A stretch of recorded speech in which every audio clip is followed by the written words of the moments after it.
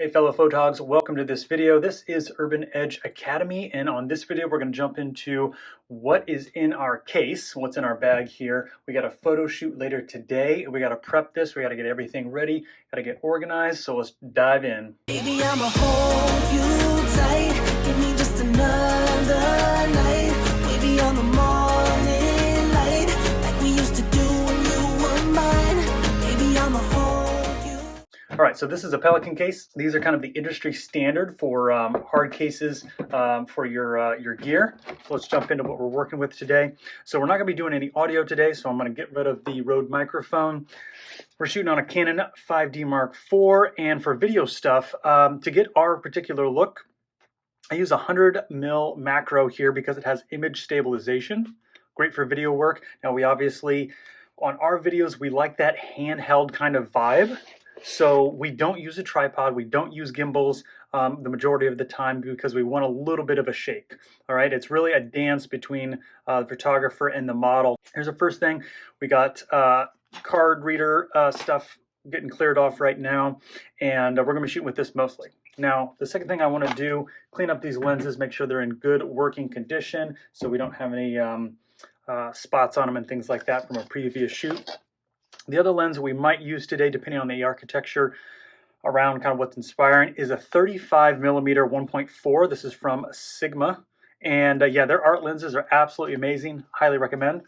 And we got a couple different lenses in here that we're not going to use today. So we're going to take these out. The first one is going to be this 16-35. No need for that today. And then the other one we don't typically use is this nifty 50, 50mm 1.8, not using that. I got some hoods in here. Let's see, client cards. We don't need any of this stuff. Extra SD card. Super handy to have this. We got some extra lens cloths in here. Always helpful. We're not going to be doing flashes, but I do have a reflector in the car ready to go. And then we also have a portable changing station for our models as well. So the primary lens for today is going to be this beast here. If you look up the specs on this bad boy, this is a 135 f2. And the graph on this that shows how well the photo actually comes out that it produces, right? So the quality of the image is astounding because of the longer focal length here. This 135 is absolutely fantastic. Best investment for portraits. It's got just the perfect compressed background, the perfect bokeh blur on the back there, so I love that one. Now, comparing these two, this one we shoot a lot with. This 85 1.2 is significantly heavier than the 135. So if you're not in good shape, walking around with this thing for 3 hours is going to really wear on you. So keep that in mind. And I also get more consistently sharp results with the 135 than the 85, even if you're shooting an f2. It's just a little bit. You're more inclined to want to shoot a little bit wider, like 1.4, 1.6 with this one, and you're not going to get as sharp, consistent results with the 85 with the 135. That's just kind of the nature of that focal plane and having everything in focus and out of focus and things like that. But I have noticed that. So this one, you're just a little bit more likely to be out of focus, just a little bit more. So, and of course you do have to get closer, but we typically would use this for a full body shot. We don't do any zoom lenses here, so we like to zoom with our legs. And this would be for the full body shot. Now you can crank this up to 2.8 if you want more consistently sharp results. This one yields pretty much perfect results 99.99% of the time, shooting wide open at f2. It's just absolutely amazing here. So that's what we're going to be shooting with most of today.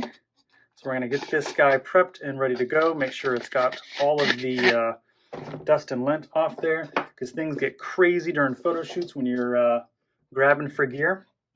Like I said, the other one, amazing results with this one, always sharp, is that 100mm macro. If you were going to have one lens, no matter what you're doing, I feel like this 100mm macro would be the one. It's super versatile because you can stand back and get full body portraits. So because it's in between the 135 and the 85, and 2.8 isn't that wide, it's not going to let in that much light, but it's enough. It's definitely enough. So we're going to have this one. We're going to have that 35 ready. We're going to have the 50 over here. And then we're going to have these lenses that are more than likely not going to get used. We're going to have those over here. But yeah, so those are the two main ones. 135, and this one, because it's under $1,000, makes it amazing. I think this one's under $1,000 as well, so that's fantastic. The 85 is just that much more expensive, that much heavier, and yeah, it does give you great results.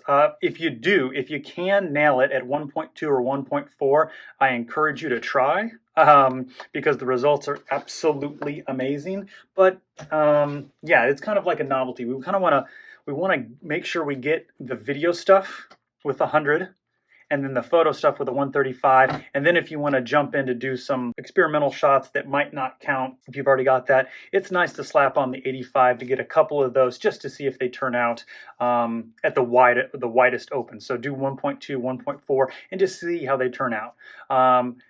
There's a couple of breathing techniques you can use. If you've ever been to like a firing range and shot like rifles at long distances and stuff, that's the kind of breathing technique you really, really want to stabilize this one. I'll actually, when I'm shooting with this one, I'll stabilize it on my arm. I'll just kind of fold in my arm if you want to bust out a tripod and do that.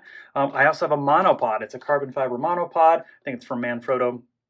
I use that to stabilize this 1.2 85 millimeter as well. So you just get amazing results if you can nail it at the widest open aperture there. That's what we've got in our bag here. No flashes. I got a simple reflector in the car. I got a changing station, like I said. So now everything's kind of organized here. This is what we use on pretty much every shoot that we do here. And like I said, we're prepping for a shoot today that's going to involve video and photo. Every so often, we'll use some battery-operated off-camera lights, consistent lighting for the video stuff. But yeah, we really believe in natural light portraiture here, so we try to avoid that. We try to find great locations that give us the ability to capture that great photo and video without having the external lights and having to worry about all that extra setup and stuff like that. So you can also use reflectors if you're doing video, if you have a helper. If not, try to find any light colored buildings and sidewalks and things like that that you can use to reflect the light back up and just kind of go from there. But this is what we use, these two main lenses here, and then on occasion get that 85, just kind of give another look here. But the 135 f2 is just going to give you amazing portraits all the time. And just it's fantastic here. So it all depends on your project, what you're going for, the look you're going for, things like that. When you're doing lifestyle photography and you want to show a little bit more of the background, you can definitely put on the nifty 50 and just kind of really, really show a little bit of what's going on here. This one kind of gives you some fuzzy results at 1.8. A little bit there, just depending on how you frame the model. So I usually shoot this at f2 or 2.8 just to make sure we got a nice sharp photo there. But yeah, that's what's in our bag. All right, let's get to the photo shoot. Baby, I'ma hold you